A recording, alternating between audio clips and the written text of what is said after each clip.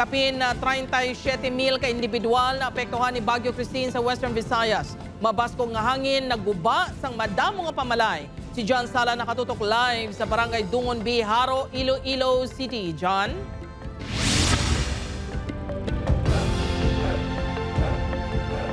Jert, madamo pa nga mga barangay diri sa Iloilo City ang apektado sang pagbaha. Gani apisar nga nagwa na sa Philippine Area of Responsibility si Bagyo Christine. Abiso sang CDR-RMO sa publiko ang mag-aligmat kag maghalong sa gihapon bangod malain pa ang tiyempo. Apisar nga padayon nga nagaluntad ang malain nga tiyempo sa halos bugos ka Western Visayas. May pila ka mga residente sa coastal area sa Iloilo City nga nagpauli na sila tag sa kamabalay. Agud umpisahan ang pagkayo sa mga ginguba sa mabaskog nga hangin kag balod. Kadaman sa maining residente sa Barangay San Juan Molo nga yara pa sa karon sa mga evacuation center sa Baluarte Elementary School. Ang hangin balang gulpiada laman ti naula ba mon dingding sa likod. Basta subong wala pa man na wala pa man kayo, tikay wala pa man obra.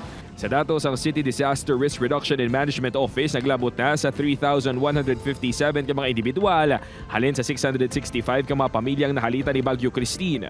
480 ka mga pamalay naman ang nagkalaguba bangod sa mabaskog nga hangin.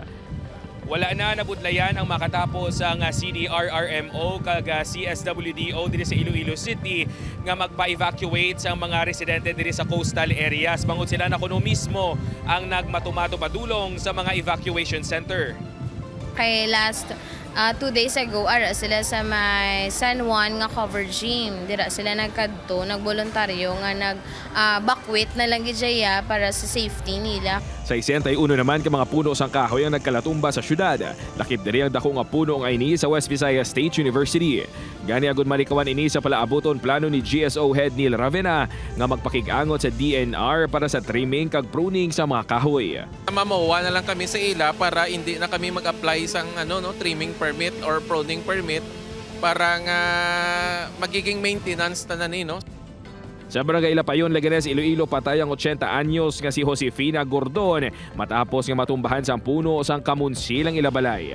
Sa Ilawod, Zaraga, Iloilo naman, isa ka balay ang natumbahan man sang puno sang duldol. Sa Aninii, Antique naman, na-rescue sa mga residente ang 6 kasakay sang sakayan nga nagkapan. Halin sa Cagayan Silio, Palawan ang mga biktima. Sa bugos ka Western Visayas, kapin 37,000 ka mga individual ang naapektuhan ni Bagyo Christine. Samtang ginpahanugutan na subong adlaw nga makabiyahe ang mga sakayan pangdagat pareho sang roro kag fast craft. Pero niya kita nga gale warning sa bumam.